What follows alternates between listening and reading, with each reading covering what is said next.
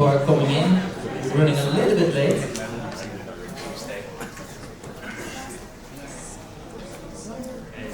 Welcome all at the Meet Expert Masterclass for Design. We have two very interesting panel discussions today. We have one about resort development, which will be hosted by, moderated by Mr. Lee. Here he is in front. We have also a sustainability development panel, which will be hosted by Sergio. This team will come a little bit later, I see. But first, we would like to start with Ms. Yang from Kohler. She will have a keynote speak for this. Next to this, I'm doing also the MC, so I'm checking the time, that we on time can go to the hospital night in the back. So in the background, I will give them the heads up about the time. Okay, welcome everyone. I'm very happy to be here. It's my first time in Ho Chi Minh, and the city is really beautiful.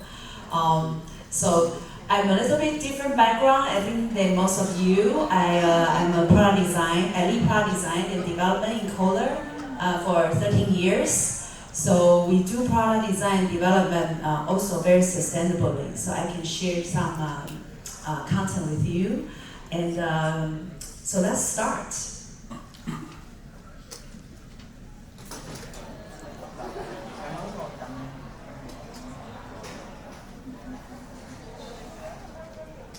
So today I'm going to talk about a little bit the future of experiential escape, because people go to the hotel, they want to escape. They want to escape from their daily life. Or, after work day, they want to escape from their busy morning or busy day. So we have three pillars. First of all is wellness. I think everybody knows wellness is a big topic. And then digital future. We all know AI is the future, and also sustainable evolutions. So what is wellness? So wellness is different for everybody. It's very personal, individual. It's actually help us to reach the state of holistic health. It could be physical, mental, or emotional, even spiritual. So what does that mean for the APAC region? So actually, people after the pandemic, they highlight very important health of themselves. So they're really focusing on health, and 80% increased interest in health and lifestyle change. And according to Google, actually 25% people think the stress are their most prevalent issues. And then surprisingly, by Asia Pacific, since 2020, the wellness market is already 1.5 trillion. So it's, the opportunity is huge. And how can we, help to restore the physical health? So we think about in a lot of our design. So for example, we can integrate into the ritual for everybody, and then they can increase their health physically. Or we use this mental restoration, like a soft distraction, to help you meditate and into the states of mental well-being. A lot of hospitality actually nowadays offer female wellness, which is a very big topic for the world. We all know over the US, also in China, Asia nowadays, female is a big topic. People focusing on female wellness, female well-being, female rights.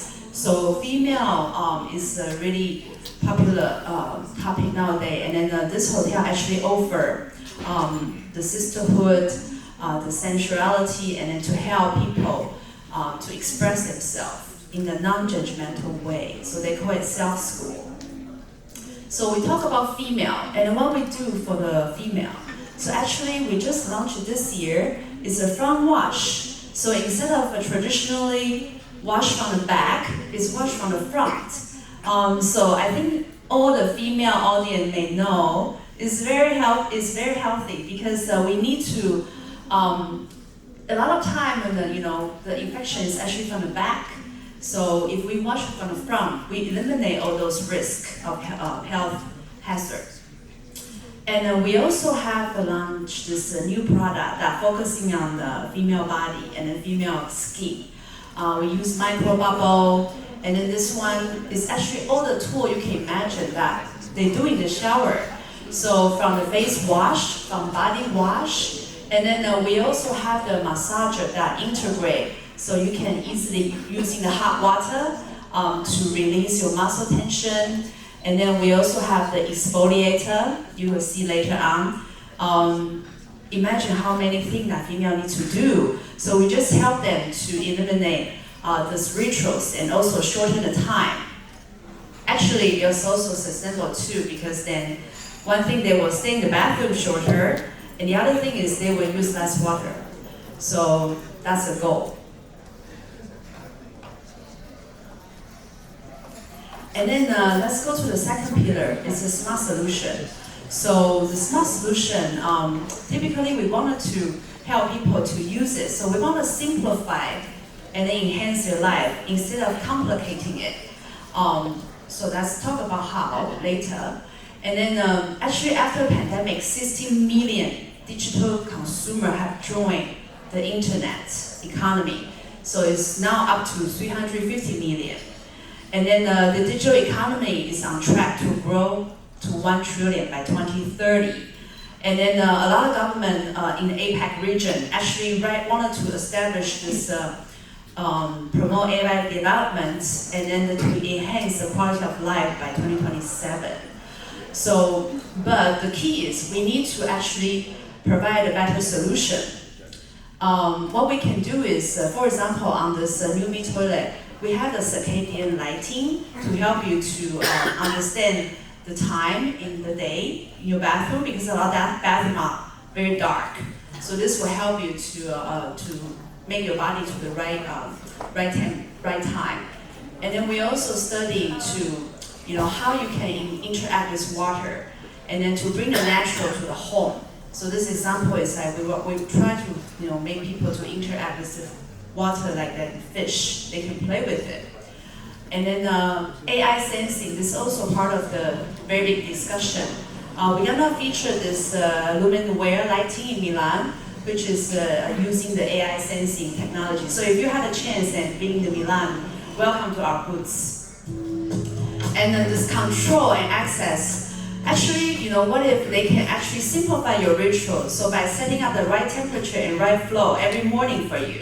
So you don't have to worry about it, or you don't have to, worry about how long the water gonna take to warm up. And then also for building maintenance in a hotel is very easy. So you know what's going on in every room. The third pillar is our big topic today, so sustainability. And actually, eco-travel has become the lifestyle imperative for all travelers. People are looking for the accommodation that make them feel good. So they wanted to spark the joy and connect to the nature. And what does that mean for APAC? So actually 87% individual worldwide say they want to travel more sustainably. And they wanted to know their money spent impact the region that will give the good impact.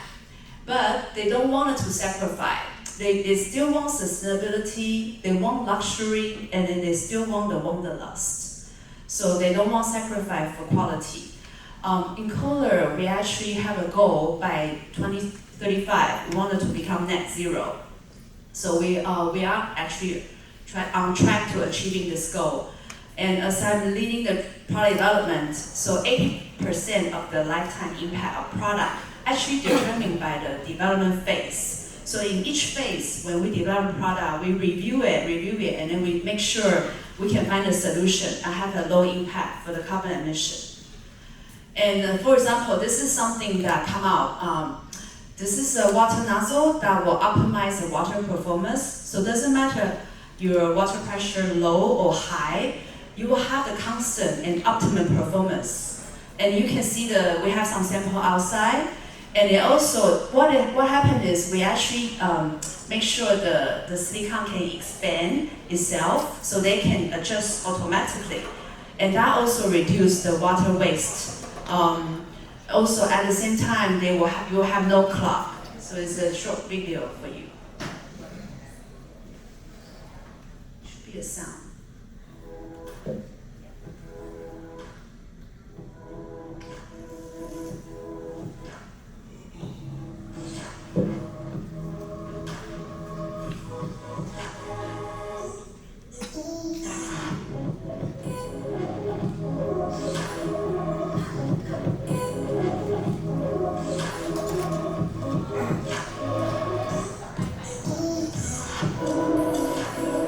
So as you can see, even the water pressure change, the performance won't change.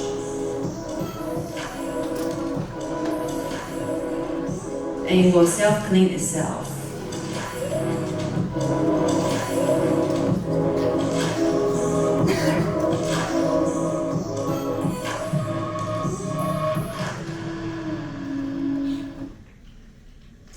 And we actually in the progress of replacing the material with all the sustainable material. And then some product we're gonna launch this year can actually reduce the carbon emission up to 95%. And we're very happy and excited about that. And our cast iron product actually already contain 80 to 95% of the recycled content. And they actually can be re-enamel to reuse.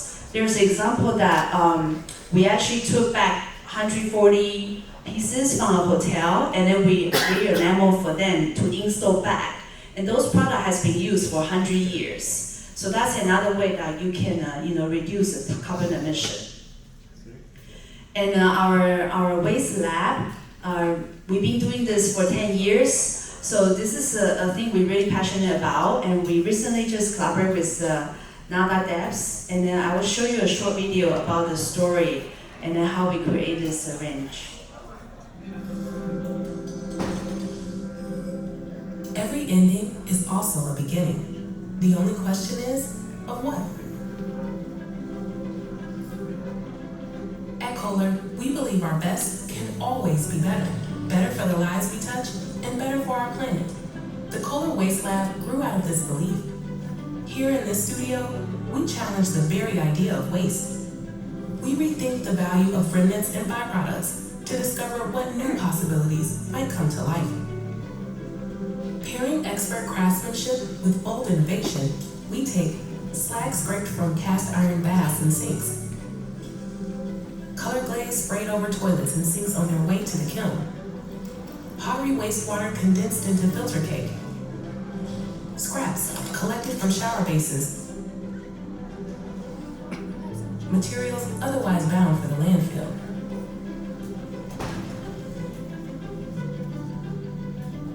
But here, step by step, we break these materials back down, study and shape them to new uses, decorative tile, and now sinks. Products of elegance and sophistication.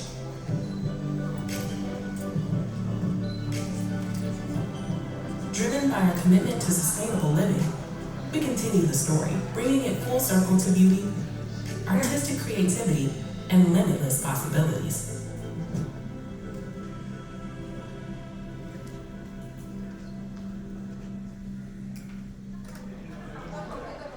Thank you. Thank you very much. Wonderful presentation. Very good. Beautiful products, a lot of technology inside. For all the information, outside is still the booth. We can ask her later. Now we go to the resort development with a very interesting panel. But before I introduce Lee to go on stage, we need to set up 6 chairs, please. I'd like to introduce my old friends and new friends. Clinton, I got that first from Blink Design Group. Clap, yeah.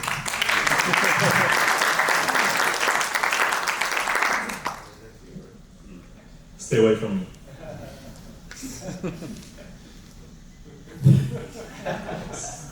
Gross. And Mr. Pep from Milia International.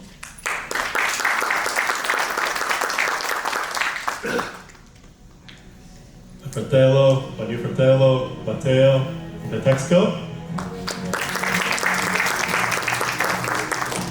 Yeah, what do you get music? It's Italian, that's why. Mr. Andrew Pang from You.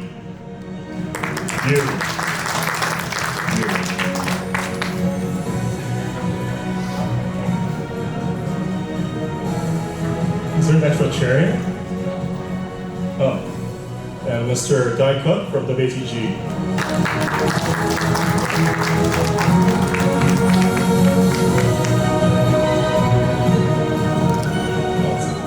Great music for everyone else. Ceremonial, very wonderful. Well, thanks Frank for introducing us, and thanks Ying. Did Ying just leave? Okay, wow. Okay, well thanks for our presentation earlier. I think it's a lot of commonality to a lot of things that we do, in what we do. So, but without further ado, I'm Lee Lin. I'll introduce myself last. I'll let my boys here introduce themselves. Maybe not a lot about your company, but more about, what's more interesting is more about what you do on a daily basis. And I think that'll be a lot more interesting for the audience here. You know, what do you do? How much coffee do you drink per day? You know, things like that. So, well, why don't we start from the far corner, Mr. Cook. Thanks, Lee. This is on? Okay. So yes, Guy Cook. I'm the Director of Advisory Services at WATG in Singapore. WATG, I'm allowed to say what WATG do, right? That's clear. Yes, you are. Yes, you are. WATG are a global design practice. We've got about 75 years plus of experience focusing purely on the hospitality space. We're located in LA, London, and Singapore, and we offer architecture, landscape design, master planning, and interiors. And as I mentioned, I'm in the advisory team, so I'm actually the only non-designer within the company, or the non-design team within the company, I should say. We are market researchers. We're tourism, real estate, economics, economists, and we support clients at the very outset of the project. So helping with the visioning, the concept development, the area programming to ensure that the project is positioned for optimal success. Mr. Pang? Hi, I'm Andrew Pang. I'm the Managing Director for You in Asia Pacific. My company is a brand interior design firm formed by the well-known designer Philip Stark over 20 years ago now. And basically, we design residential buildings and branded them under the U brand. And across Asia Pacific, we have now over 60 projects in approximately 30 countries now around the world. So my daily basis job is basically property business development, helping to spread the brand across the world. Hi, I'm Matteo Moscaro. I'm the head of design of Vitesco Group. Since 2003, Vitesco is one of the leading pioneer brand real estate development in Vietnam. There are many projects which most of the people here will be familiar in the workplace, the Vitesco Financial Tower here in Ho Chi Minh City, and hospitality, the JW Marriott in Hanoi, residential, the manors, and the education now, the dual school, which is going to open this year, which is going to be by far the best school in the country. Please check it out. Yeah, I'm taking care, it is in this case. I'm taking care of the overall project management process of the company for the new project and the project which need a renovation. So I'm taking care of the strategy, I set up the schedule, and I'm taking care of the design, execution, implementation, checking the budget. So it's a quick summary up of my jobs. A job that no one wanna do. Hi, this is Pep Big. I'm the owner of CND Architects. That is a company 30 years ago that we founded in Mallorca, small tiny island. Now we are 83 people worldwide. We have offices in Ho Chi Minh City since 2008. And we have been designing architecture to design mostly hotels worldwide. And my job barely is like I try not to work. You know, basically it's travel a lot. It's true. I have 4 houses. And every month I live in Mallorca, in Lanzarote, in Canary Island, in Ho Chi Minh City, and in Bali now. And when I'm here, I'm just going around. So when people tell me what are you doing, I don't know. But mostly I go with the iPad, I draw, I try to do layouts and basically to check that the hotel works. As I told, in the company we have many people who design much better than me in terms of aesthetics. But what we try is that the hotels works, so we do the proper layouts. It's a factory, it's not just architecture and interior design, it's a business. And when we started to cooperate with Meliá 13 years ago, the owner asked me to, he's from Mallorca, so it came like that. We met in Ho Chi Minh City. And I tried to check how to cooperate, just make the hotels work. And this is what we try, basically. Right, I guess I'm last. So I'll start. Oh, you're asking me. So to start where you left off, I guess, about drinking. So I start my day drinking a lot of coffee, and then I drink a lot of other things besides coffee in the evening. But why I say that? Because I spend quite a bit of time traveling. So we have 4 studios. Our work spreads from France, Middle East, Africa, Asia, and then down to Polynesia. So I spend a lot of time traveling between sites and meeting clients. So I collect all the points. I guess I'm a point collector from hotels and frequent flyer miles. But the other thing I spend a lot of time doing is trying to listen to our clients, make it a point to always listen to our clients. And it's really not, I was telling our staff this last week, it's really not what they say, but what they don't say. So, we spend a lot of time trying to understand our clients. So that's really life in a day of what I do, I guess. Thank you guys. It's really insightful because we're here to really understand what these guys do versus what the companies do. So I'm Lee Lin, the last guy to talk. Thanks, boys. I work for Nobu Hotels, Nobu Hospitality. I'm going to do the same thing as you. We have a few restaurants around the world, 55, and 23 hotels open. We're excited about the upcoming Vietnam hotel in Da Nang, and also growth strategies in Thailand, and also we have our first hotel in Manila. So I look after Asia Pacific for Nobu's growth strategies. So, all right, so without further ado, we're going to move on to part 2, gentlemen. Part 2 is going to be largely led by Matteo, about, it's a role play, right? It's a role play, yeah. It's where we get into costumes and have different accents and things like that. So Matteo's gonna perhaps, start with a little bit, because Matteo is the only local developer here. So it's appropriate for him to, talk to us about something he's working on. And then as role play, we're all taking on different characters. So Guy Cook is Mr. Advisor here to our group. We're a development company here. Audience is very enthusiastic, I love it. And Andrew is our brand guy who looks after, brand standards, furniture, sizes, and things like that. Matteo, of course, is a developer, so he's gonna lead the wolf pack here. And then we have Pep and Clint, who are both designers, but come from different sides.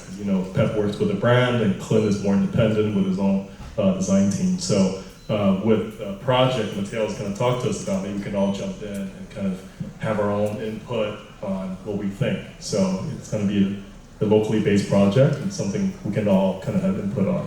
It's going to be a lot more interesting for the audience because they're so excited here, obviously. So, all right, Matteo, please.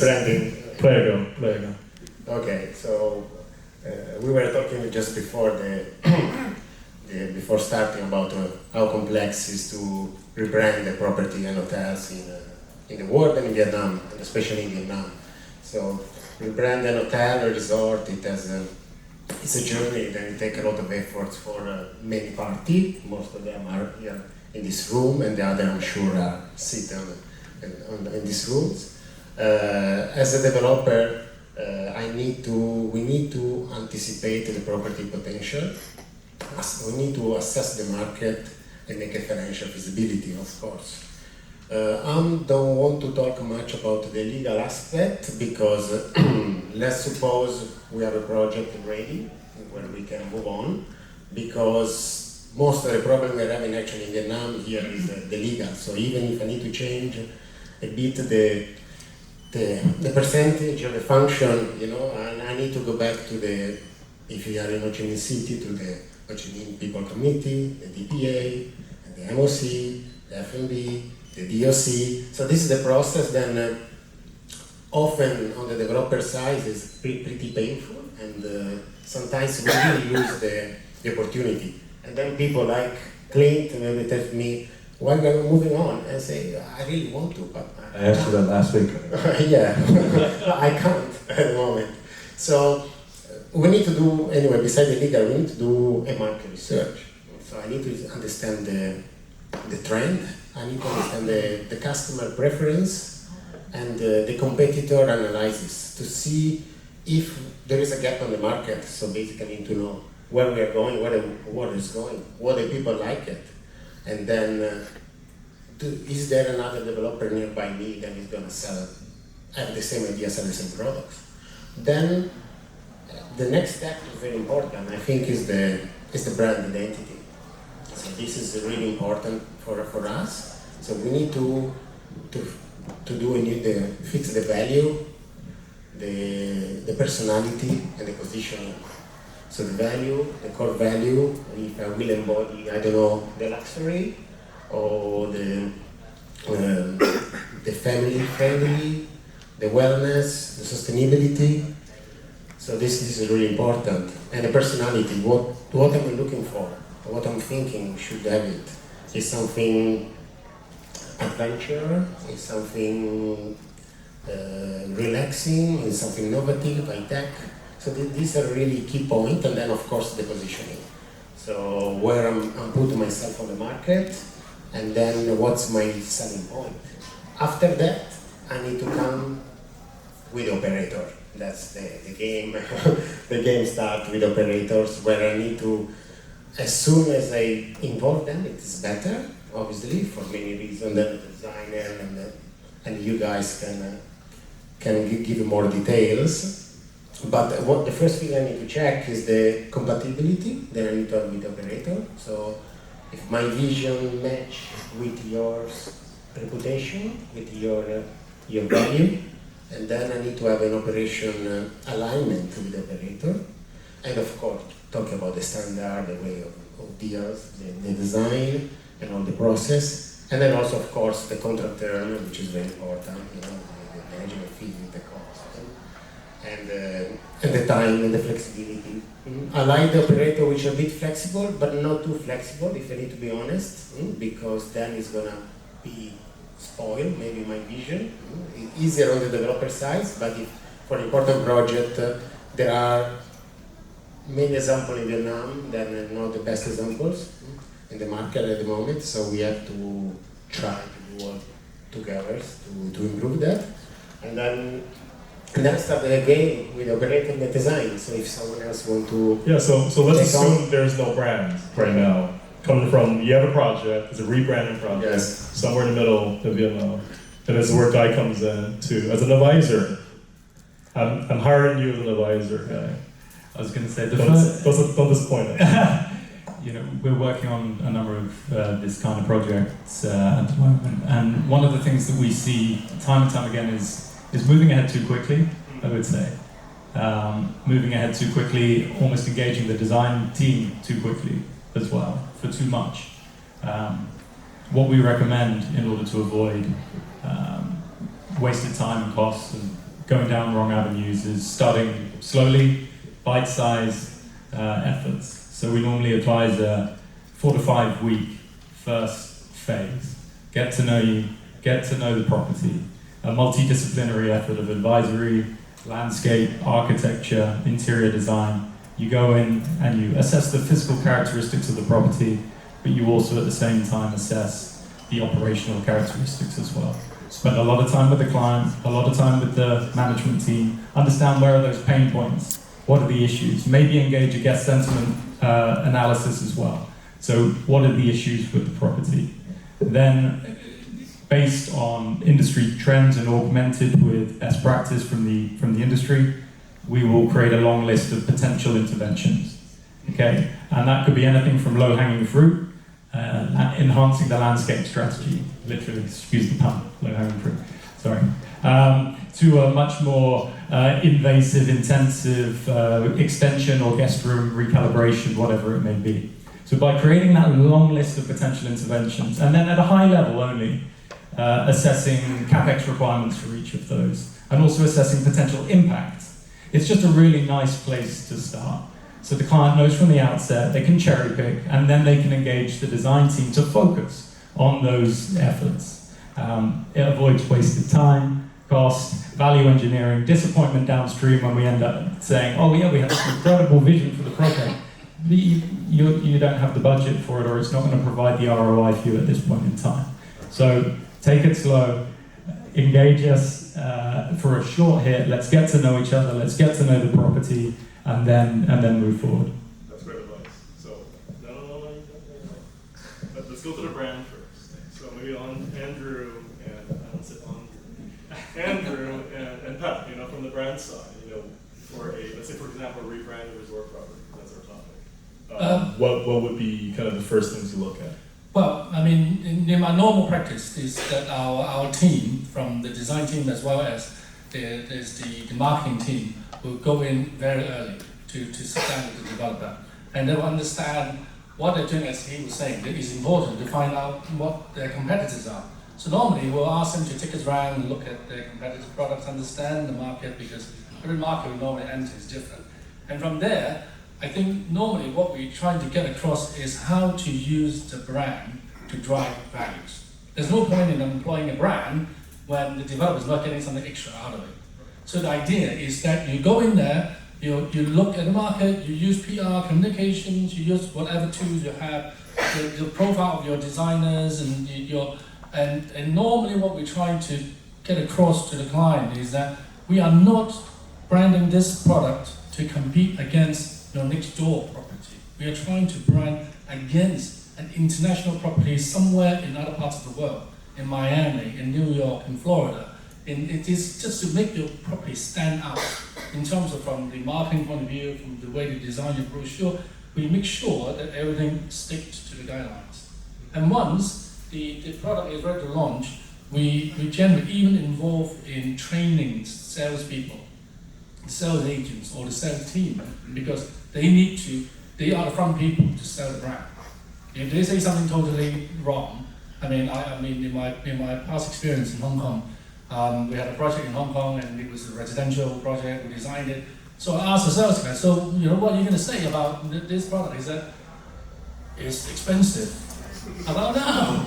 And then, no, you can't just say that, right? You have to talk about the specific features of it, because it's a lifestyle product, or it's something else. It's something that people look forward to, or they want to escalate.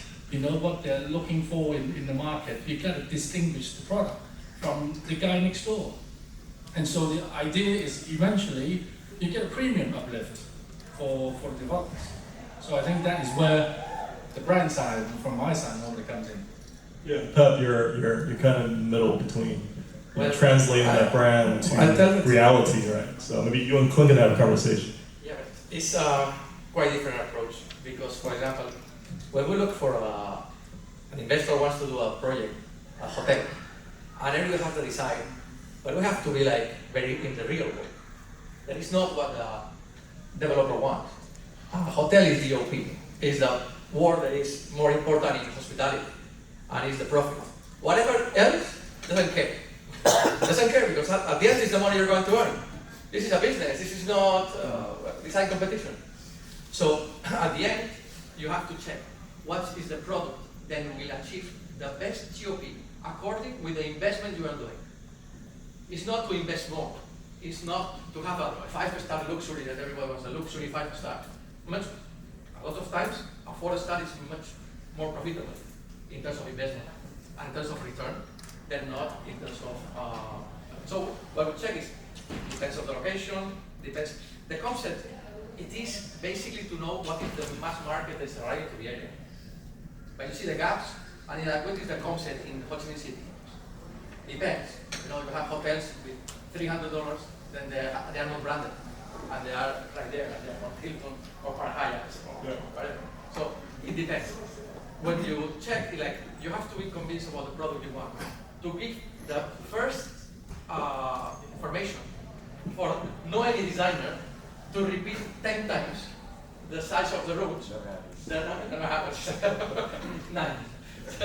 The number of outlets, or etc., or capacities, because maybe you want a lot of F&B outlets, but it's not the location where you have a lot, because you have not the property.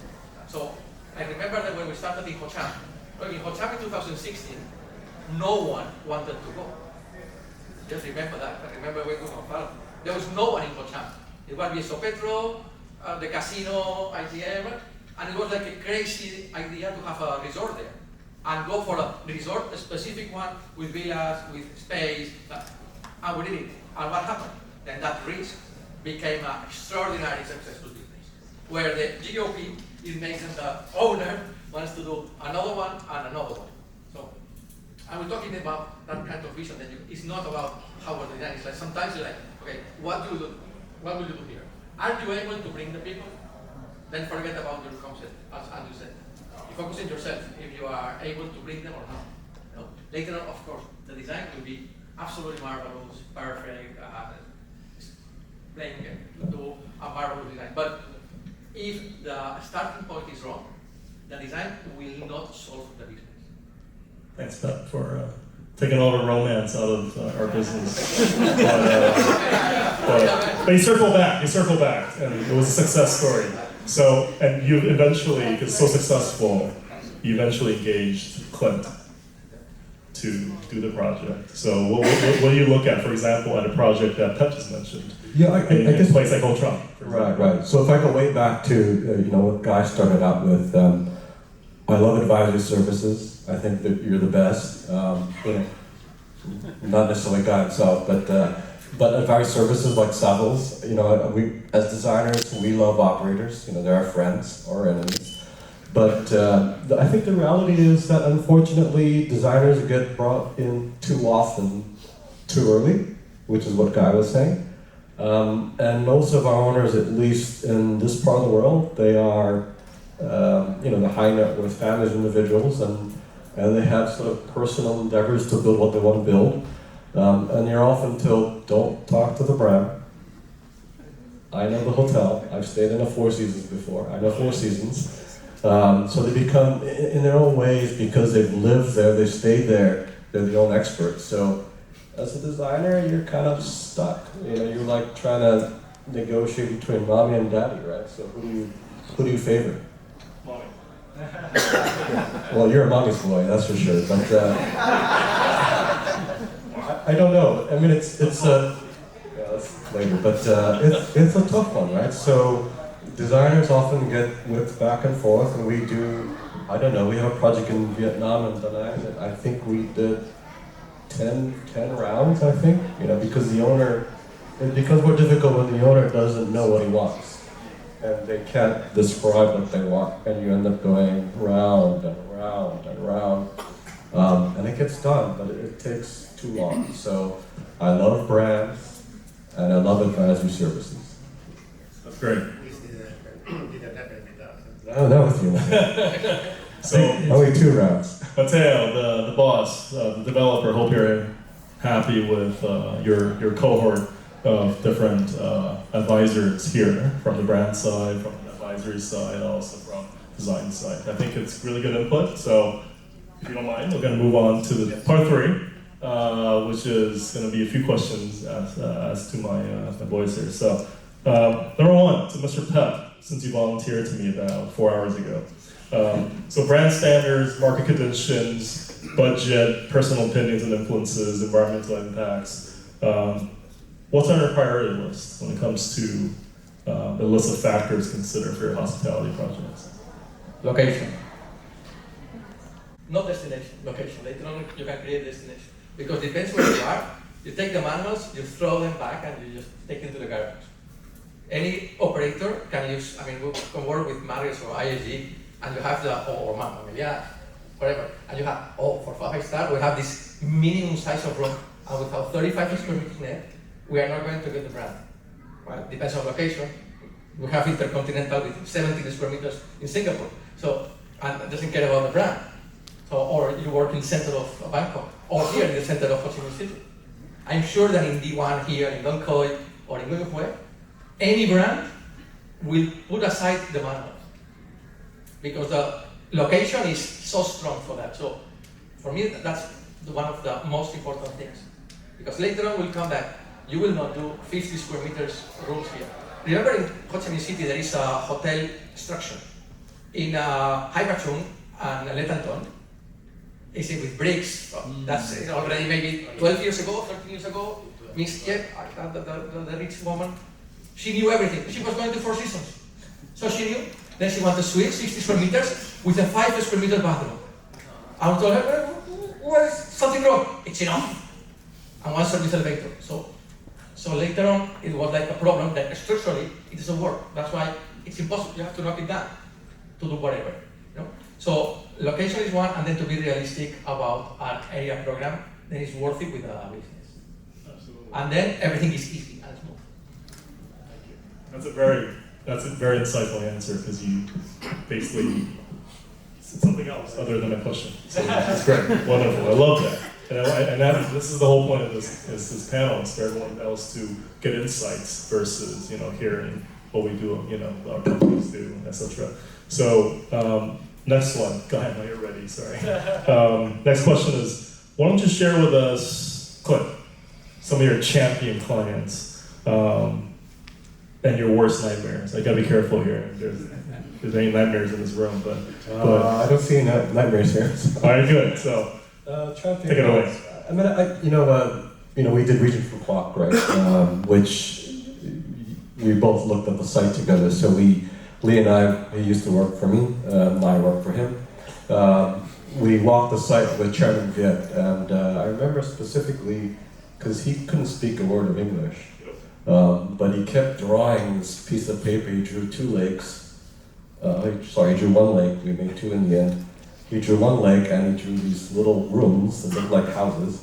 So, he was basically trying to tell us his vision. His vision all along was to have 100% ocean view, and he wanted to look over a lake. So now there's two lakes, and technically all the rooms are supposed to have ocean view, but that's a different story. But good client, they built what was pretty close to what we designed, so we're quite happy with that.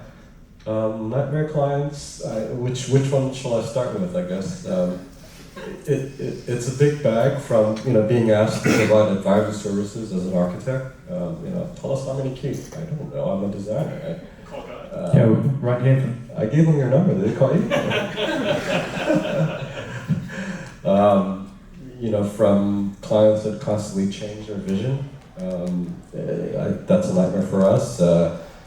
I guess I could just talk in general rather than make someone get in trouble, but there's always a client that has no budget, and they always say, just design something that you think is the best. Don't worry about budget. And the second you do that, then they start saying, well, can you cheapen it? What's the two-letter symbol VE? But we're only in custom, how can I cheapen it? So. I think for us, clients that have, a lack of understanding of reality, although they have, champagne wishes, but more like a beer budget or whiskey budget, or cheap whiskey budget. But yeah, those are clients that are trouble for us. Thank you. Thank you. Next question is on the beautiful word sustainability. So, Mateo. You're doing so much in Vietnam, and I know it's not an easy topic for a lot of people to talk about. But I think as a developer in Vietnam, and you're probably in the best position to talk with us about sustainability. You can all realms of it, not just one particular aspect, right? But, this is something. It is important. Let's start to say that Vietnam is not a fertile soil for a sustainability project. I mean. If you check the regulation, the Vietnam code, there is not something that help you to try to let you make a sustainable project. If you go in your house, you look at your glazing system, your perimeter wall, you start to understand why we are very far to be a sustainable country. That's true. The cost of the utility still in this country is still pretty low, so people are not paying so much attention. The electricity, the gas, the water. Yes, Vietnamese are complaining that it's rise up, but compared to the other part of the world, it is still pretty low. So this is it is not easy. We don't have as a owner, the investors and developer. In this case, is I'm combining everything. There is no incentive from the country, and that's also big things, a really important point for make us make a change. I'm talking personally, later in the latest project we are doing, we're always moving with the green consultants since the beginning. One is here on the stage, we met last week in Hanoi, and we talk about exactly about that. And so for us, now we are making the change. We are trying to implement the sustainability element. Of course, different project have a different budget, so we can't achieve the best in every project. So what we really do, even if you are not applying for a hedge, lead, which kind of leads, a certificate, we try to apply the key element that are making a change in the factor of the sustainability. So I'm talking about the HVAC, about the lighting consumption, the water waste. So, and we involve the designer always to push them to apply the passive design. So in order to make a more sustainable products. Build sustainable doesn't mean that I need to use the local materials, because sometimes you think about wood, you think, oh, it's sustainable. But here in the market, there are people that are chopping 100-meter trees, that they said it was dead, but it was not. So sometimes maybe import the wood from Canada, beside the cost and the carbon emission you're making it, maybe doesn't need to be less sustainable than buy to the next door sellers, which is cutting illegally the forest, And this is a huge problem here now, by the way. So it is a balance that we need to find as a developer, and the cost. Yes, the cost is an issue, because I would love to use local products, but quality-wise, most of them, we're still not there. I cannot use it. Let me tell you something with this. Just yeah, you can. Your turn. Thank you. Thank you. No, because when we start to cooperate with Melia is one of the companies more sustainable in the world, eliminating the plastic and a lot of things. We started to work with that. The chairman, the current chairman, that is the son of the founder, he came and told me, "Well, just one thing.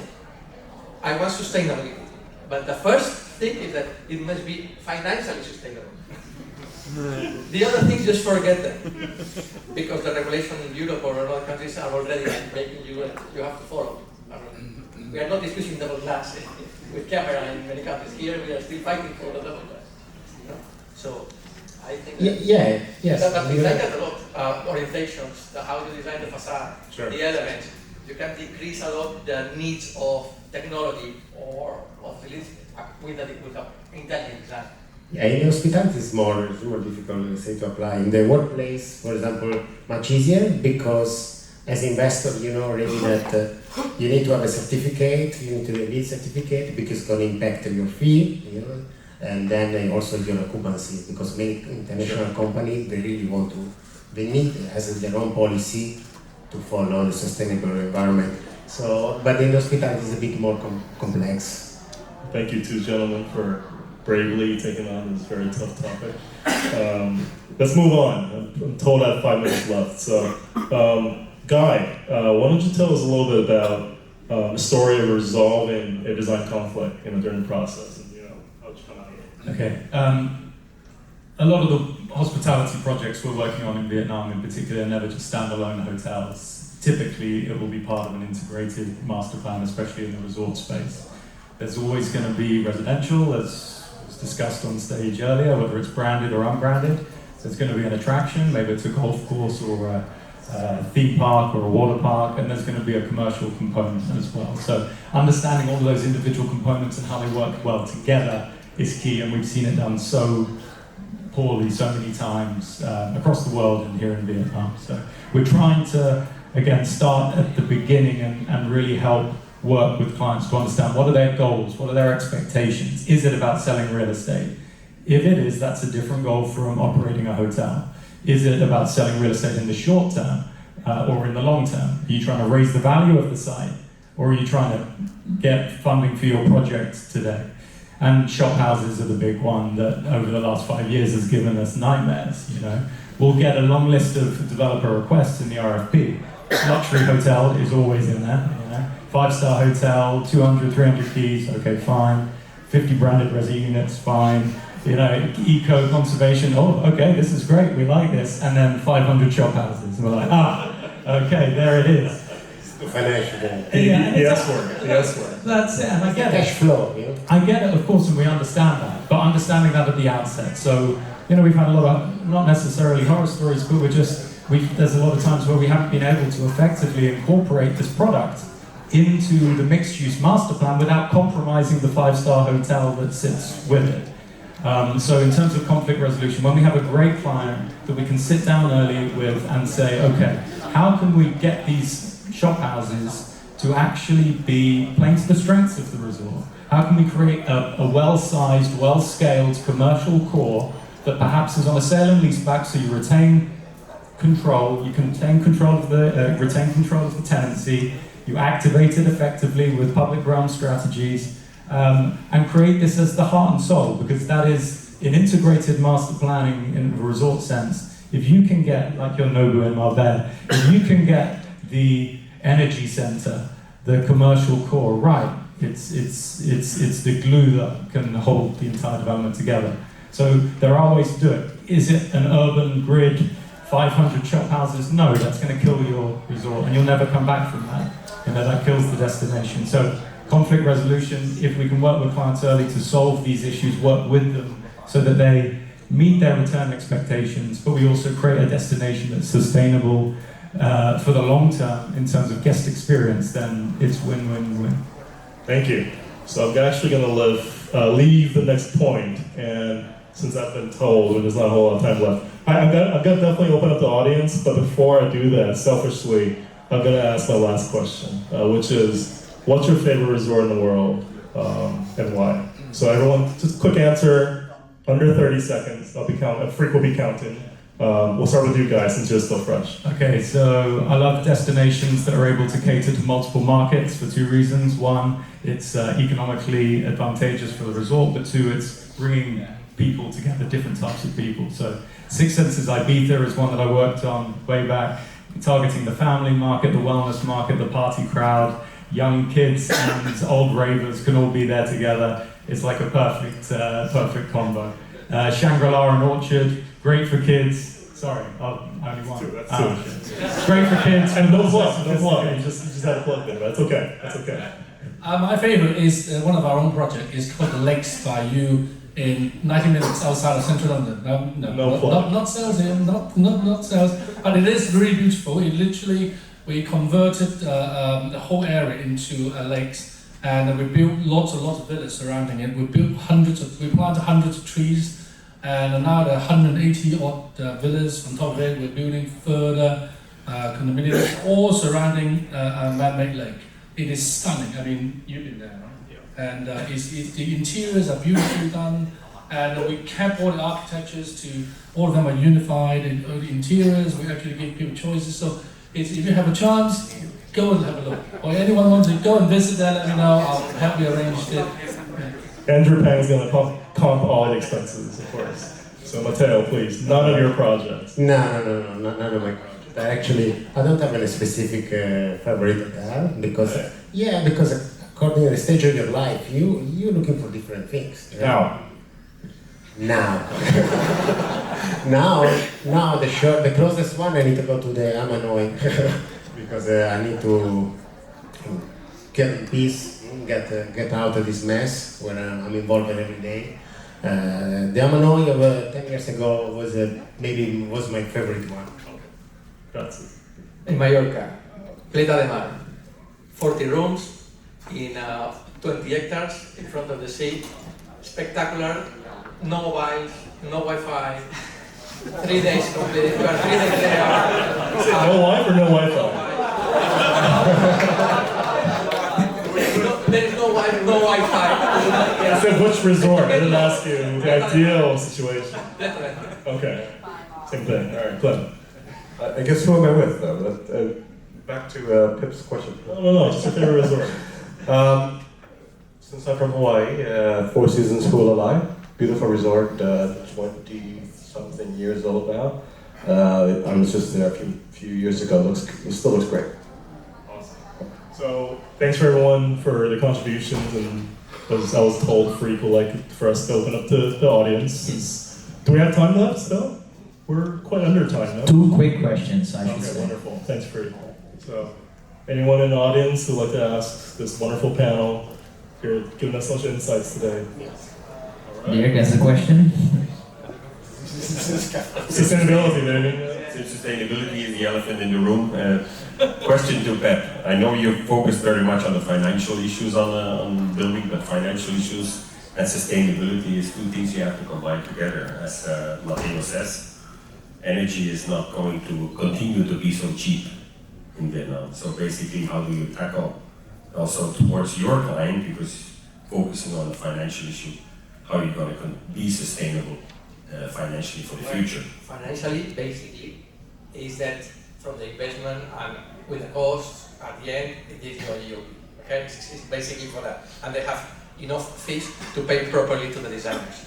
Then, but it's like, there are things that are like, to import designs from another weathers and to put them here in a tropical country with a single glass, it's already a disaster. Yeah? And in that one, it will not be, it's not that I focus financially, I told before. We are real architects. What I tell real is that we work with the real numbers. It's not that we do a design and do another one, and then arrives someone, we have to cut costs. And from the initial concept to the final one is a completely an nightmare. Double glass is no, it's not just that, but it's insulation. There is how to reuse water, to recycle water, to do things that is like, to decrease the amount of square meters in terms of circulation, to check which ones should be fine to have aircon or not. Or open lobbies. I mean, I'm tired to see aircon in lobbies in resorts in Mineo or areas. They're like, why did you have aircon there with this weather? You could be a little bit much more intelligent, but smart, and create a lobby in a way. Then you have a crossing air, and that's something that will save for everything. So to be sustainable is in that way.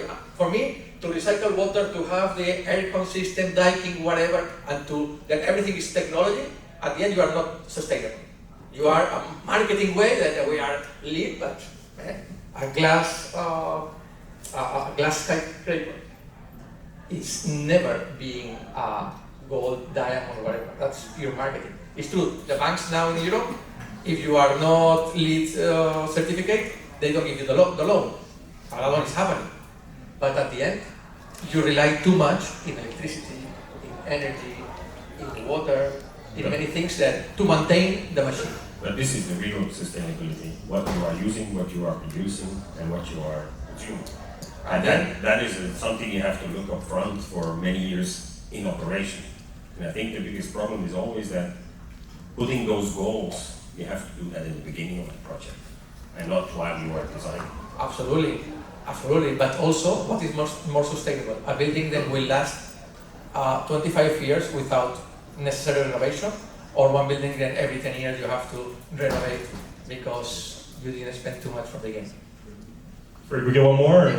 Yeah, I got already one claim. So there was This was a sustainable question, and now Anthony has a question. All right. I suppose not such a question, but sustainability, I think, in hospitality, it comes down to 2 things.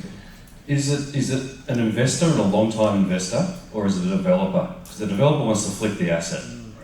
Get the occupancy rates, flip the asset, then it goes. So he's not going to pay the extra money at the start of the project to get long-term sustainability. I wanted to make a statement, probably more than a question, the last one, because the 2 hot topics of every conference I go to is AI and sustainability. And I'm not sure if everyone knows how unsustainable AI is. The world is covered by 76% of the ocean. Out of that 76%, only 3% is natural fresh water. Every time you put something into ChatGPT, 5 to 10 questions uses 500 milliliters of water, half a litre. So I think sometimes with AI, everyone thinks our designers using AI and all those types of things. What everyone's talking about AI, about saving the planet, is almost going to actually kill the planet. And I think that's something we've got to talk about a lot more with AI, about sustainability of it. Microsoft and Google's 2 biggest bills were their water bills last year. So they've gone up 30% year on year. So I think, you know, that discussion also needs to come to the forefront. But great topic, guys. You've done really well. Thank you. Any more questions? Or we out? No, that's it. That's all for part 5 when we're drinking beer in Oscar and wine. Thanks, guys. So that's part 5. Thanks a lot for this wonderful panel. We know the next topic is sustainability, the elephant in the room, as we say. But they already touched this topic about sustainability, and now we're going to continue this with our panel lead by Sergio. But first we will have a presentation, keynote speaking by Douglas. I would like to ask Douglas in front. Please stay in the room for this interesting topic. Oh, that's awesome.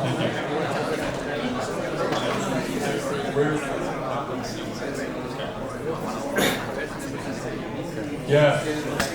So my name's Doug Snyder. I'm the Executive Director of the Vietnam Green Building Council. Pleasure to be here.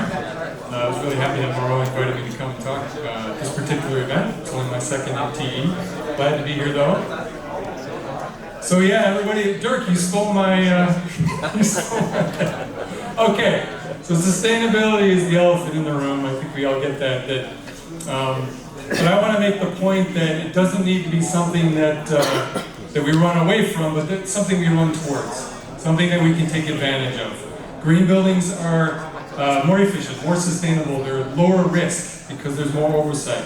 They're more durable, they last longer. They sell for more, they rent for more. There's so many advantages. There's really no downside except for maybe some thinking up here that you think maybe green building is not the good thing to do. So, and it's not even cost. It depends on, but mostly it's not cost. The payback is all there in 3 to 5 years. Yes, sometimes a long-term investor, a developer that might flip the property may not be immediately interested in green, but they'll sell it, they'll flip it for more. It's marketing cachet. There's so many reasons. The other reason I use this image is because in terms of green building, I remember the story of the blind men touching the elephant in different parts of the elephant, and they all have a different definition of what is an elephant because of what they touch. I think it's the same with green building. Some people think it's carbon, some people think it's materials, but I'm going to talk today a little bit. I'm going to paint the picture of what is green building and what we need to be paying attention to until 2050. Really quickly, there's 75 GBCs around the world. We're all kind of housed under the World Green Building Council. In Asia, we have 16 in the Asia Pacific Network. Each of us is responsible for the country that we're in, to create a rating system, to work with the government on policy, to train and educate. So we do that, and we certify under Vietnam's own brand, which is Lotus for green buildings, across all building typologies: industrial, school, hospitality, residential, villas, all to large developments, etc. So we're here to bring in the priorities of the World Green Building Council. So what is green building? Okay, so here's Ministry of Construction's definition from this particular document. I think it was 2021. So I underlined, don't read the whole thing. The few key points is it's energy efficiency, resource efficiency, health, so people are important. And then also the environment outside of the building, so it's the larger picture. What is the impact of that construction on the larger environment? So we're tying into the web, really, right? So the larger picture. Similarly, this is the priorities for the World Green Building Council, which is given to all the GBCs. So again, climate is energy, more or less. Resource efficiency, water, materials, natural landscape, all the impacts that we have there from construction. And then health and well-being, of course, is for people.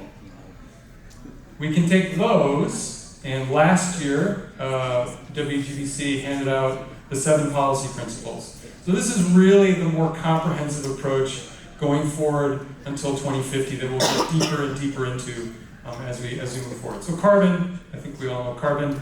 The largest emitter of greenhouse gases is the building sector at 37% globally.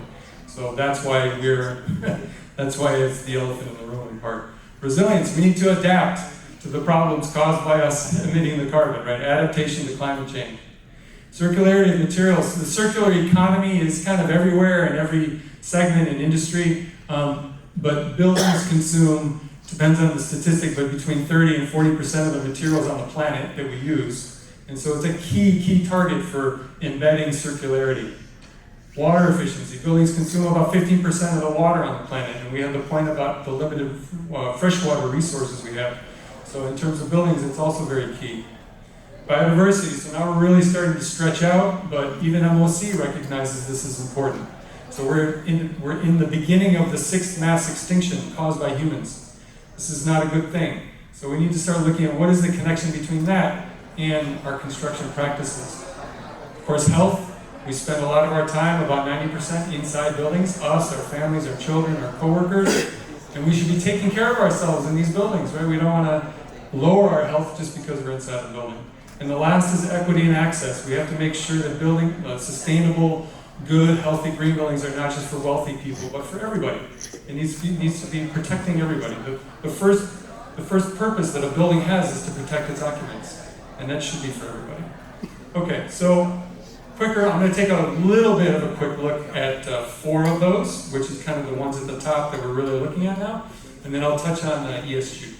So the shift to existing buildings is kind of a big thing. So we have this existing building stock, old buildings, that also needs to become ultimately zero carbon in operations by 2050, and sooner than that. It's not like 2050 is the magic day that it all happens at once. We need to start now to build that into the building stock, including hospitality. And then this key point is embodied carbon. So now it's not just operations, it's the materials. How much energy and carbon is connected to the carpeting, the ceiling, the concrete, the rebar. So that all needs to now be calculated very specifically. And then the life cycle. So from materials extraction, through operation, through demolition, and hopefully reuse of that building. So it's we really get into a more scientific analysis at this point. The measurements we need to make now is much more sophisticated, which means good for the consultants in the room. But that's where we need to go if we're going to have the impact that we need to have. In terms of resilience, I think we all have seen water shortages in Hanoi last year with the rivers, extended heat stress in cities, especially on the roads, but in cities for several weeks, also in Hanoi every year. And then the scale is so the architects and the master planners also and urban planners need to work together because there's a link between individual buildings and master planning and how we survive dangerous situations. So that link also needs to be made. I think this is Futop up in the north. But some of the key things that we should all be starting to think about in our building design. So flooding. Are you going to be affected by sea level rise? Are you going to be affected by urban stormwater runoff? Are you going to be affected by river flooding like this one? Heat stress, water shortages, high wind damage, more typhoons. Can your roof stay on your building? Will your windows withstand high-speed winds? What happens if you have power loss? So a lot of properties will have a diesel genset, a diesel generator backup as power supply, which is great. But I think what we learned from Katrina in the United States in 2004 was that what if after 3 days you run out of fuel and nobody can bring you more fuel? Now you're really out of luck. So we have to start thinking about dedicating certain circuits as off-grid. Like maybe you make the lighting and half of the cooling off-grid and you have some on-site renewables. Or how are you going to do that? And at the minimum, you have an obligation to protect your occupants. Hopefully it's even more than that and it preserves your asset so it doesn't become a stranded asset. In terms of circularity, it's the whole value chain. So here's where we're bringing life cycle analysis or life cycle thinking. So from extraction, manufacturing, use, delivery, all of that, and then demolition.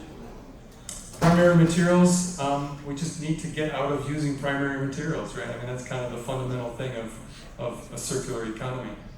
So here's an example of what happens when we're overly dependent on primary materials. There's only about 10 years of sand left in the Mekong Delta to use for construction. And even with the rate that we're using the sand in the Mekong, this is what's happening on the coastal areas. This is actually Hoi An, it's a little further up, but basically the over-extraction of sand is unsustainable. It leads to erosion along the river, which obviously has impact on property, but then there's no sand deposition on the coast. And if anybody in here likes beachside resorts or is developing them, Well, this is a cautionary tale. We need to know where we're getting our sand, and we need to be getting it in a more sustainable way. So there's a lot of big companies like Saint-Gobain, et cetera, that are looking at alternatives for sourcing sand and reducing sand in construction itself. So we're working with WWF on that as well. Health, right? So scale from the building to the community, also again something that integrates really well in terms of scale. In the whole life cycle, it's through construction. So during construction, is it affecting the neighbors? Are you affecting the health of the neighbors because of dust or sound, acoustics? All the way through use, and then demolition. You know, what's happening in terms of the workers? Yeah, no problem, almost done. Okay, so these are some things to consider in terms of interior health. It's not just ventilation, which is also both the quantity and the quality, but it's everything. It's really the whole package. So in terms of health, it's a suite of approaches that need to be considered in terms of taking care of folks. This is a new label that we put out for marking building products as green, which is available on our website. So my last two slides is just about ESG. 2/3 of the world's net worth is real estate. And all of that is basically under threat from climate change, from physical threats and transition threats. So that's something to be cognizant of. And also in terms of investment, we're not keeping up. So we need that much more investment just in efficiency. And then we also need, currently for Southeast Asia, we're at 1.5, we need 1.5 trillion invested by 2030. The current pace will bring us at 40 billion. So we're way behind in the types of investment that needs to be done for us to make the changes we need to make. There is a lot more money available, but we need to connect the dots between the bankable projects and the money. Insure losses up to 250% in the last 30 years. In terms of materiality, everybody knows we need to make a profit. That's financial materiality. Double materiality is when we're looking at our impact on the environment.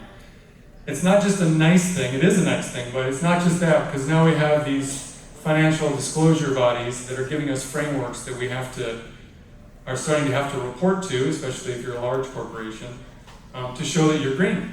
So it's not just climate, now it's broader, it includes all nature, all impacts on nature. So these are things that are coming in terms of pushing ESG and making it a requirement. And of course, social and governance. So if you're taking care of your occupants, that's at least part of social. So that's my quick overview. That'll hopefully kick off the panel and we can move forward from there. Thanks very much. Wonderful. It was a good kickoff, and now we're going to go to the panel discussion before we all go to the Oscar for some drinks. It's a very long afternoon, and it's very informative, and I think the sustainability part will be also a very interesting topic to discuss later on. They're setting up the chairs, and I would like to ask Sergio to come in front to introduce his panel. Good afternoon, my name is Sergio Silva.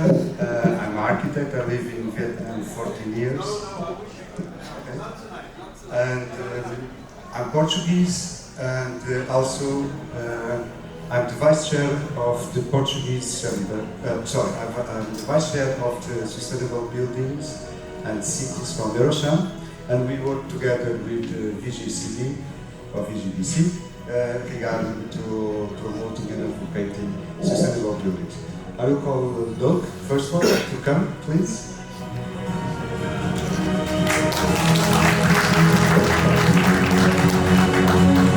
This is Mauro. We have always a team behind all people for the music, so. I will ask to Miss Chia. Sorry. I apologize because you should be ladies first, right?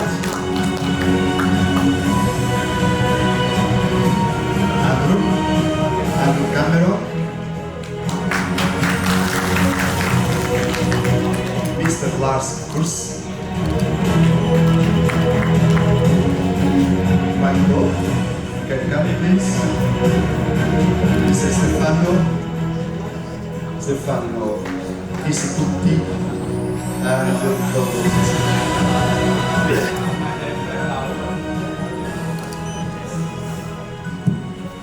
okay, so we are here, it's not fair, we are the last ones and everybody's is waiting for was recognized. So let's start to introduce ourselves. I will start from you, please. Hi, my name is Dat. I'm CEO of Bomswale LA Architect, one of the most difficult pronunciation company in Vietnam. So we are first Swiss architect, but we are now Austrian architect. So I'm so glad to hear with my crews in here and willing to discuss interesting topic. I'm all set. Doug Snyder, actually, maybe these new folks. So I'm Doug Snyder, Executive Director of the Vietnam Green Building Council. Happy to be here. Hi everyone, I'm Chia Ying. So based in Shanghai, and I'm a Senior Principal Designer for the Kohler International, focusing on product development. Good afternoon, Andrew Cameron, based in Singapore. I help connect the dots in regenerative tourism, from startups to solutions providers, looking at food systems, looking at operations, and yeah, trying to address all these challenges we're talking about today. Thank you. Very late. Good afternoon. I'm Lars. I'm a Dane based in Ho Chi Minh in Singapore. So we are running a flagship project here with, this is our client, I'm not allowed to say the name, and that inspiration and learnings we would like to share with you today. Good afternoon, everybody. My name is Stefano. I'm the Regional Director of Archetype. We are consultants in the construction business. I'm based in Phnom Penh and regularly traveling to Ho Chi Minh City. I'm very sorry. No problem. I'm very sorry because I just jumped and I didn't saw any more chairs. So come, we are the last one, but not the least. Please. Yes, my name is Quang Do from Rinwick. We are the co-founder of the sustainability company. So right now we complete around 200 projects in Vietnam and Southeast Asia so far. Yeah, thank you. Big achievement. I will ask if you can put the elephant in the projection, because it can be a very good start when Douglas talked about what is the elephant in the room. And as you know, Vietnam is facing several challenges, and sustainability is one of the main, maybe one of the main big challenges in Vietnam. Since the Prime Minister 2 years ago in COP, he tried to create a milestone of Vietnam to achieve 35–40% of carbon reduction by 2030. To achieve this, for sure, that hospitality buildings need to be green, or to be more sustainable, and to be more in accordance with the 7 pillars that Doug made mention. So I will send this question: what is the big elephant in the room for Vietnam to develop more green hospitality projects? Maybe one of you can address.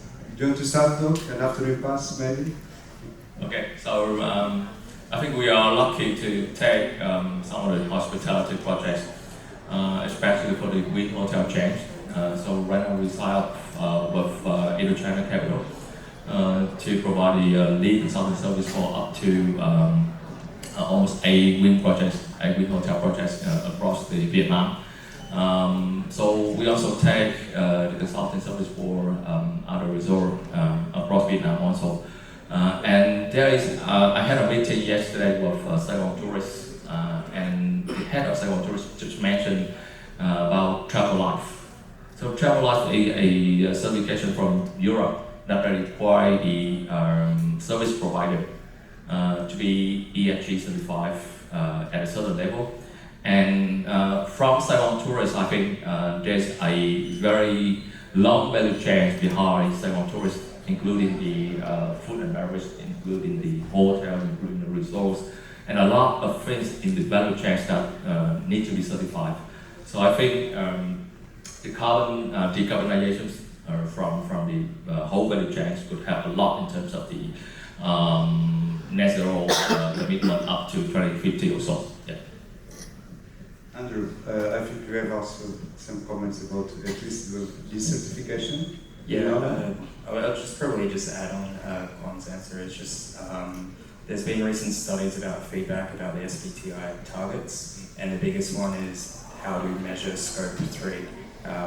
Obviously, everyone's got carbon tunnel vision right now, but those are the commitments we've made.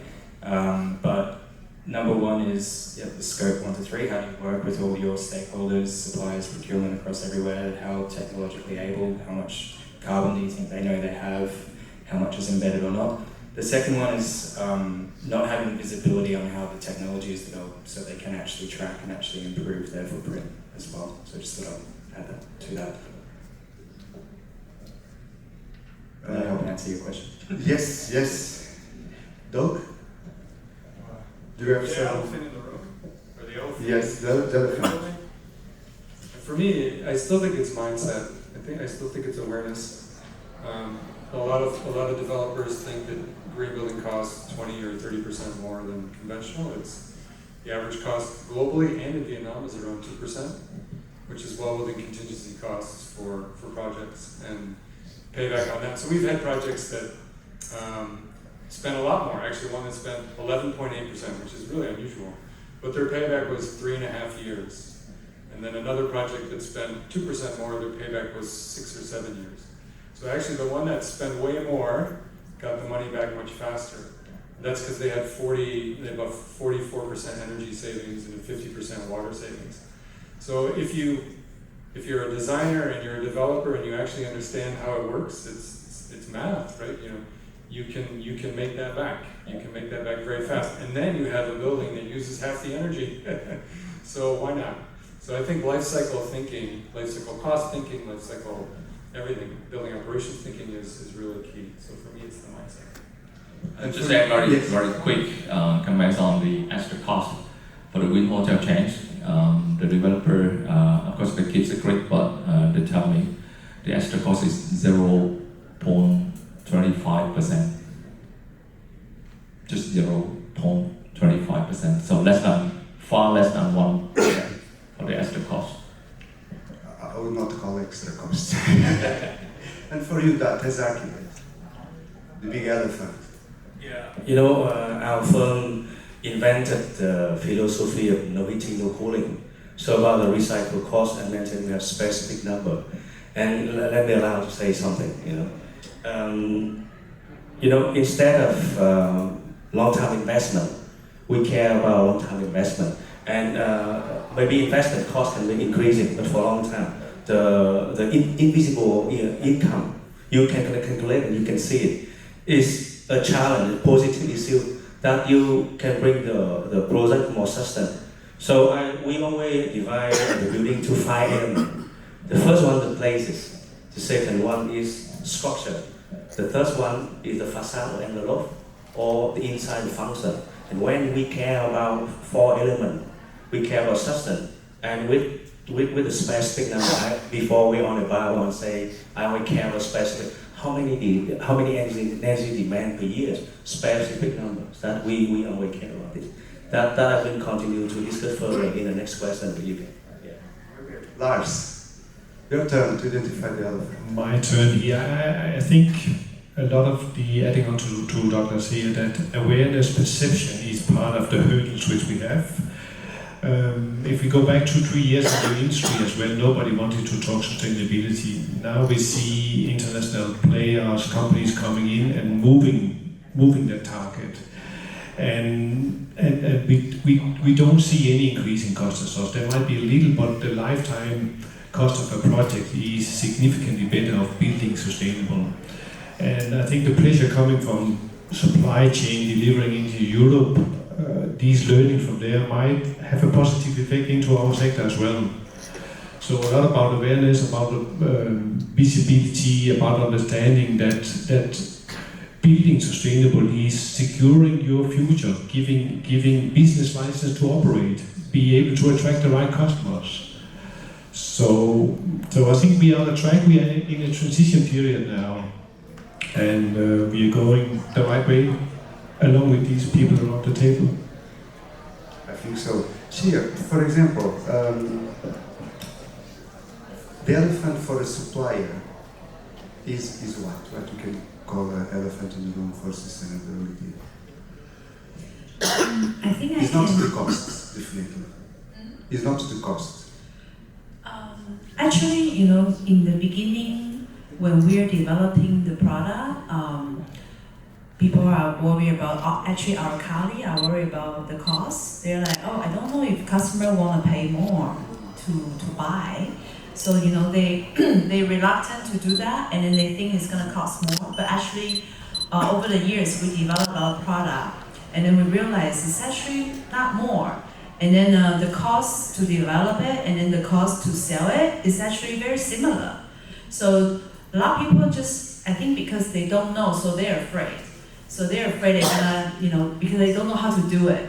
But I think once you actually doing it, it's actually not that hard. It's just a different mindset, like, you know, like we're talking about, it's just the value switch. Like you just need to switch to always remind yourself that you're thinking about this. So actually right now we like you talk about attracting the right customer. So we talk about, I think it's also very interesting because you want to attract the good customer, and then the way you attract them is to be good yourself.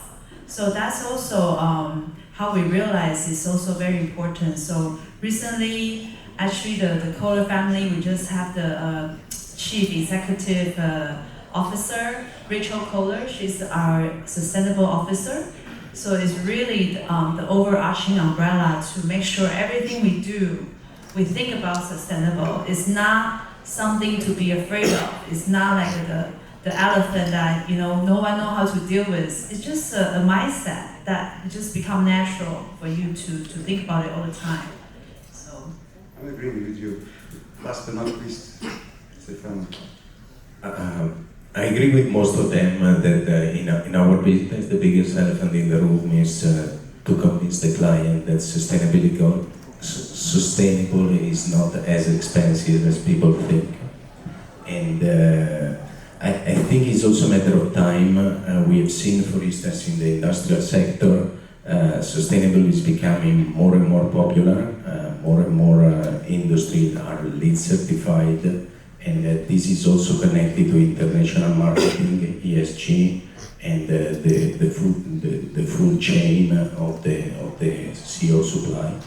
So this will soon apply also to the hospitality business, and we really hope that continue discussing. I think this is one of the best way. Continue for all of us. This is the new trend. Is us discussing more and more about these things, making everybody more aware, more sensible, developers, investors, and all the consultancy in the business. Yes, go ahead. Sorry, I didn't get to share my elephant, I think.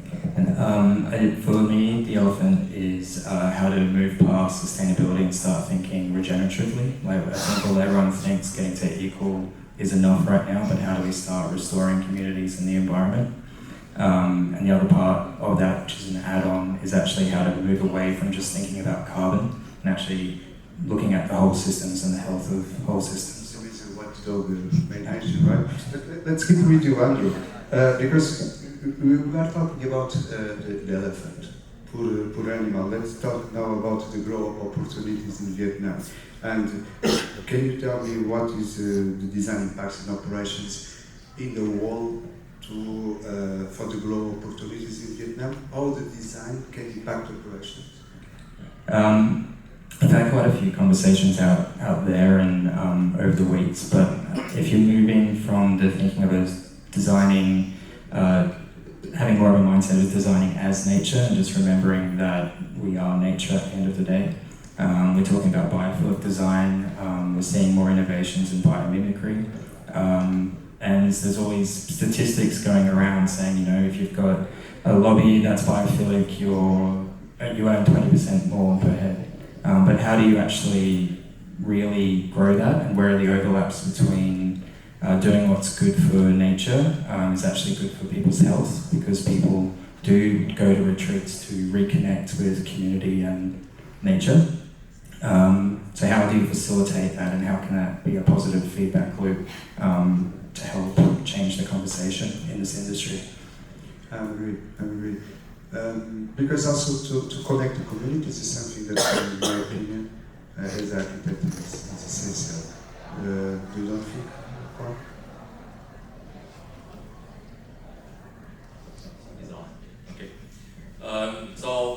To me, in the two rep projects already we completed, design part is very important to us and to the client and also to the whole project team.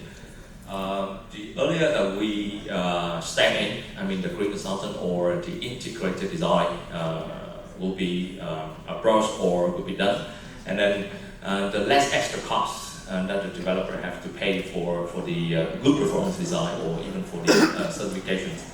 So that's why when we approach earlier in the project, even at the time if the developer believe in our expertise, they can involve us at the time that they select a site. So let's say they have 3 or 4 options to select a site, and they involve us at that time so that we can do design analysis. We can tell them how sustainable the design and also the site is, for them to make decisions on what site that they should take.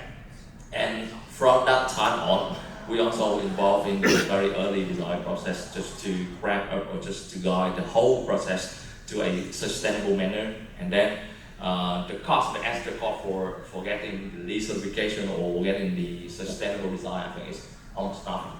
We just get in to balance everything that the project team do during the design process. Lars, do you have an opinion about this, especially with the ESG, can be a tool? Yeah, I think we discussed earlier about this, who is the front. I think there was a comment about the developer and the flipping the asset as well. So early engagement, a vision about what do we want to achieve with this hospitality place or this hotel here is a key. To have an integrated view, an integrated costing, an integrated construction and design. And that will save a lot of the headaches, a lot of the cost if we can do this upfront. So being able to integrate the different kind of stakeholders upfront is a key for success, and it also will be a key to reduce the OPEX and thereby also having a positive impact on the return of investment, which is part of the balance as well. You can go. No, I understood the question was also about communities, and because whenever we speak about sustainability, we think about the environmental sustainability. But the impact also. But the impact on communities and local minorities, for instance, we have projects where we try to integrate the design, getting inspiration for the local Vietnamese villages, or we have a project developing by Sun, Tanzania specifically, where all the design have been inspired by local minorities like the fisherman village, the raid people, the Cham architecture, for instance, and the paddy field has been left inside, integrated in the design. This to create also work for the people and produce rights for the tourists, but also for the resort itself. And this is also a way how to preserve the local culture, and which is going a bit beyond the environmental sustainability, as I said, is entering into the social sustainability and the cultural sustainability itself. Can I just add to that? I think we've touched on it, but just to hone in, I think it's important to co-design at the very earliest stages for any of these projects and actually ask the communities what they would like from the project. Involve them, right? And co-evolve, like nature. Because they've got a lot of knowledge, they know what's going on in their community, they may not want as many jobs, or they may want growth, or they may want to keep their way of life. You need to make sure that in the built environment that you're actually respecting what the direction that the communities would like to go, and how you can help tell their story in the way that it wants to be told. That? In a community, in our language, our company means place. The place, any project, any building, any urban planning project, place exists 100 years, 1,000 years. So by understanding place, we understand community, but we are using a scientific way In this room, we have a very long-time partner, Mr. Boyden. We cooperate with scientists to understanding places by many things. Like database, we understanding deeply about place we're going to build the project specifically, and then we can get a good solution, or we can say optimization solution. But this is scientific way. But I think about human thinking.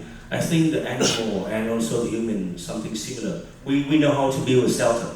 But what makes people different with animal, we know how to build a temple. So because we have a culture. So at the same time, we understand specifically scientist way, and understand local culture where we will have a sustainable development. That I might share in this question. Yeah. Well, we are connecting the dots, in fact. This is, I think, in fact, that is a very good opportunity to give value in the hospitality sector.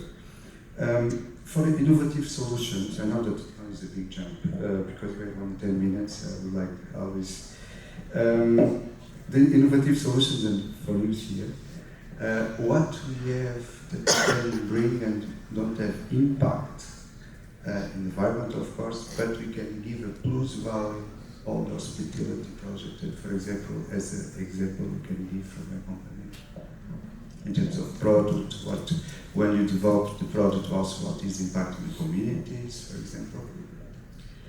Yeah, I think when we talk about sustainability, people, they still want quality. They don't want to sacrifice everything that they do. But then on top of that, they want something that's sustainable. So that's why I talked about previously about the water mine nozzle. This is actually an idea we came up with because we wanted to make sure the shower performance is consistent.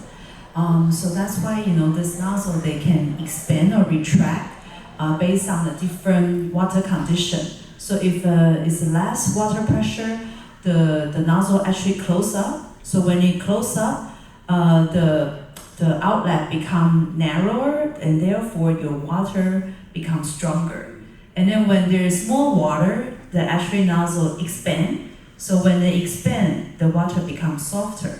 So it's actually like smart by itself. You don't need electricity. You just need a simple idea that you can make this silicone kind of move by themselves. So by doing that, you can have this consistent performance. So you don't need, in the lower water pressure area, you don't need to crank out your water pressure that wastes electricity, that maybe wastes more water to have a better shower. So that's an example that we came up with. And then also by doing that, they automatically clean themselves, so nothing will build up. So typically, the water particle will build up in the nozzle area to block it. So you don't have enough water come out. And a lot of hospitality, they need to wash it or destroy it by a new one, and that's waste. And then also to wash it, the chemical is also harmful for the environment.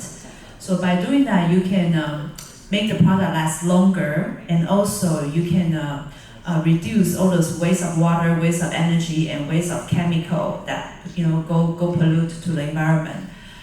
We do have a lot of examples, so that I think that's a recent one that we're pretty proud of. And then lately we also, just by thinking about replace some of the ABS material in our product, and then also eliminate some of the plating, they can actually reduce carbon emission by 95% to 48%. So like based on if you want a plating or not, because we know hospitality, they still want metal finish, but some of the retail customer, they probably don't need it. And it's the same performance anyway, but it can also look good. So, and it also provide more color. So, there's a lot of things you can do to actually design the product smartly, so people doesn't need to put out effort to or sacrifice. It actually is the same quality or maybe even better. So I think this is something like quite fun for us to think about. Kwang, do you have any idea about what is an innovative solution part of passive design? I think to me, innovation is good. It's good in a sense that innovation can create a jump in terms of the decarbonization. But sustainability to me, we still have a lot of rooms to categorize or to make the use of what we have now, or even in the past, to create a sustainable project, to create a green building project, to achieve a certain level of the certifications. So that's why when we do the project, it depends on the budget from the developers. We can either use the very traditional way of doing things. We can also use the very traditional material just to wrap up in a sustainable manner, sustainable way to create a sustainable building. And of course, innovative products is much better to have. But if the budget does not allow us to have, and then we can get rid of the innovations. We can get rid of the maybe the expensive products to use the traditional, or to use what we have in the market right now to equip the buildings to be sustainable. Can do that. Maybe a quick share some interesting experience about innovative. Sometimes we thought innovative something high technology, but then we realize innovative is something no tech, not low tech. Correct. In my company like this, our chairman spent 4 years to invent the building, no heating, no cooling. So many costs for research, and then we realize the heating comes from us. In 1 hour, you produce 8 watts. It's hotter than the spotlight. So then we realize, so funny thing, that the heating from the people in the room even over energy to heat the room. So sometimes the innovatives come from long-term process of research, and then it's become something very no tech. Yeah, this is my experience with it. You do? Yeah, no, just hearing everybody, I think that's actually kind of where my thinking is going too, is just how do we look at things? I always talk about green building as not being expensive or complicated, just smart. It's smart. You have to look at the system, you have to look at how things work together, and like for example, passive design of buildings. Exactly, not technology. Yeah, cross-ventilation is not technology. Yeah, you can save 30-40% of the energy, the cooling in a building, just because you have more shading and the color of the facade and what materials you're using on the roof. So I think there's this temptation now with smart cities, which I think there's a role that plays, but we're not going to solve everything with an app on our phone. That's not going to make us net zero carbon. It's going to be probably the innovative combining of traditional architecture when nobody had air conditioning and they had to figure out how to stay cool without electricity, which was most of human history, and then put in some tech in hospitals or schools where we know we need it, or to take care of the elderly or something like that. But it's the merger of the two, and we shouldn't forget our background.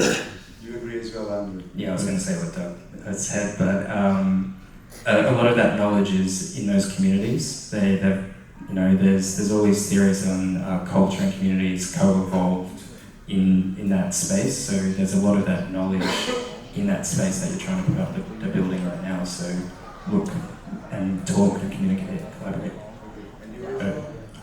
I agree with Doug. Sorry, Stefan. We can also learn a lot from vernacular architecture.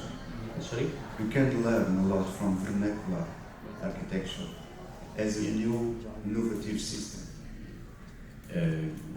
Yes. No, I was just reminding to whatever Doug said, that sustainable is not high tech necessarily.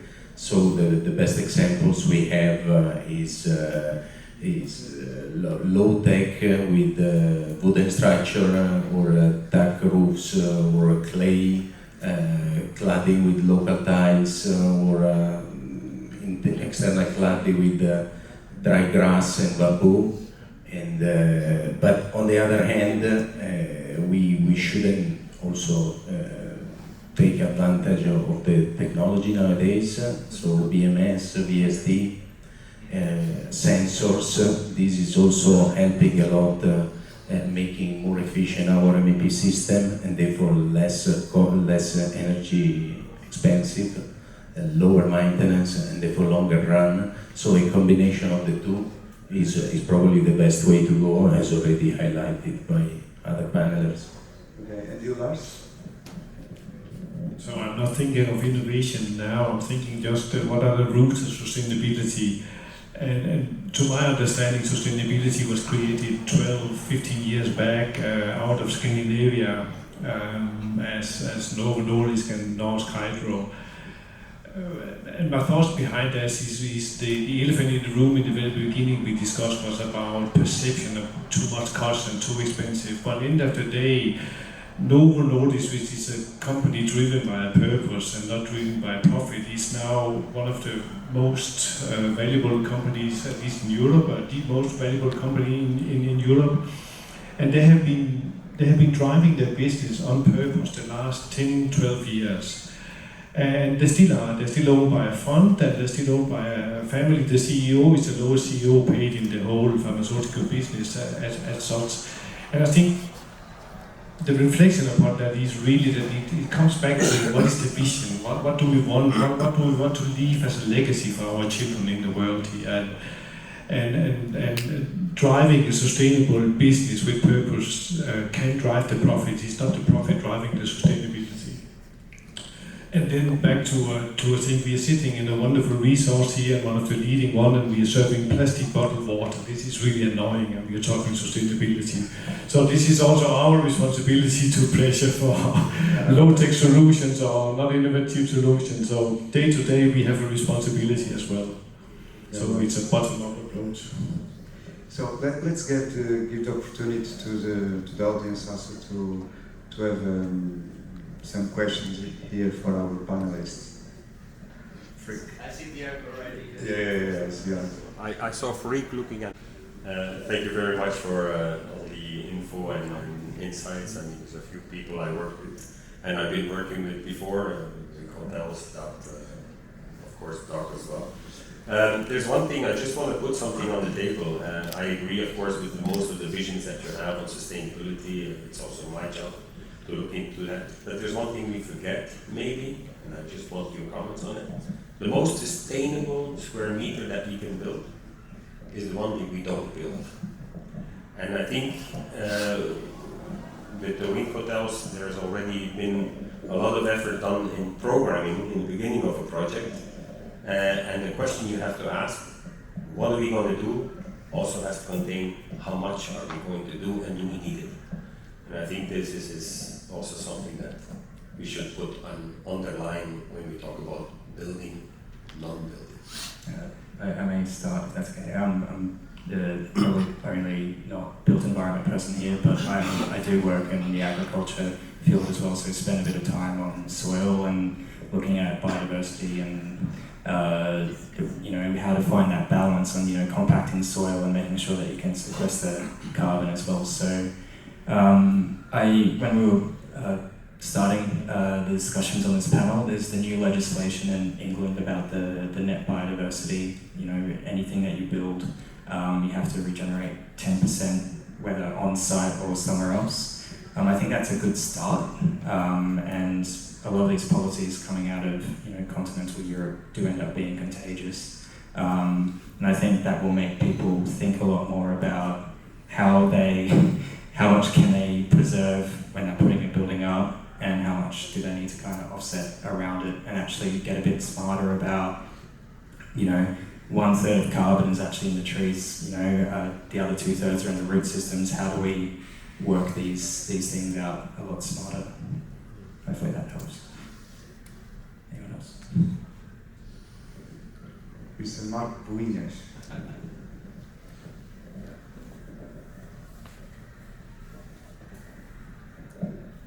Hello. First of all, thank you for your availability to share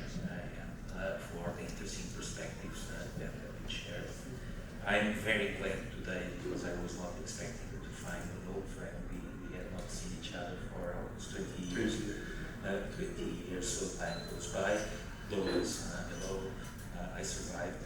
And to the other members in the podium. Please don't take me wrong. I guess that we are still engaged in the 19th century discussion.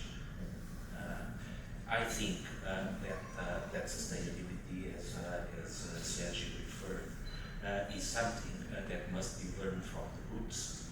And probably I won't agree as much which the most sustainable square meter is the one quantity. But I would like to say that we are still attached to an industry that is shaped, or was shaped, for a fast construction. Meaning that the technology that we have, the solutions that we have, are the same in the construction industry as they are in the pharmaceutical. So we are still having aspirin because someone needs profit from it, and so on. So I guess that the solution will take us a couple of generations and will not imply enforcing, but the right mindset in terms of new generations of designers, builders, but also with something which is, we like to call ourselves modern, meaning that we forget that most of our grandfathers lived in a wooden hut that was built with poor materials, but to last because they did not have money. So construction was not to last. They had cattle on the ground floor because during winter sheep eaten up the environment inside the house. But nowadays, of course, we have a bad connotation of that kind of smell, but probably 100 years ago it was very familiar. Doors were opened or closed according to the needs of ventilation, and everything of this was relegated to a complex poverty. So I would say that we must surpass that complex in order to learn, to teach, and to build the foundations. And of course, revolutionize the industry, which is something that I would say is a limiting factor for the way of the zeitgeist. I would like to end up with a very small remark. I was for the first time in China in 2007. We were invited by a company to visit some brownfields in order to propose a redevelopment. Well, that does not have to do with the main storyline. The main storyline is that in 2007 I started for the first time in my life. I could not communicate and I could not identify food. So it was quite embarrassing in an environment that looked appealing. You cannot communicate. So I decided, what the hell, let me wander it, let me enjoy the situation. So I remember that once I was seated in a public park with elder people doing exercise with younger people, and all of a sudden I see a swarm of motorbikes, but I could still listen to the birds in the trees. So like a movie without soundtrack. It was 5 p.m. and that was a batch of factory workers returning in electrified vehicles in 2007. And I will remember as the hardest moment in my life then, which was not associated with what I was seeing to what I was expecting to listen, noise, smell, etc. And all of it was reduced to movement and bird singing. I guess that is one of the paths for sustainability, something that can allow us to align ourselves with a perception that we don't have because we are biased, completely biased. I have a very short comment on that, on your comment about the 19th century and go back, is where things are going, at least from where I'm sitting, people becoming, they're looking at the whole system. I mean, we talked about systems thinking, we talked about design thinking. People are reconnecting, they're finding that overlap between nature, community, people, experience, non-financial value, but when people are starting to get away from linear thinking to the whole systems perspective, we're actually finding these mixes of like modern technology and, you know, technology that's worked for thousands of years to reconnect. But where it's going, people are getting a better understanding of how systems work. So I'm not quite optimistic how it's going, and there's a lot of movement in this space. Great. Thank you very much, everyone. I think we found a new panelist for next year, for sure. Very good. I think the elephant was too big that people run away, but don't worry, even if it's a small audience, everything is recorded and will be shared online. 5,000 people, Mauro was saying, so say make it 2,000. You're doing a great job, and I would like to thank the panel and Sergio for this wonderful topic, sustainability, and I think we're gonna have some sustainable drinks now outside to celebrate this and discuss more about this topic for what's needed. Thank you a lot. Thank you very Before much. you guys leave, we want to have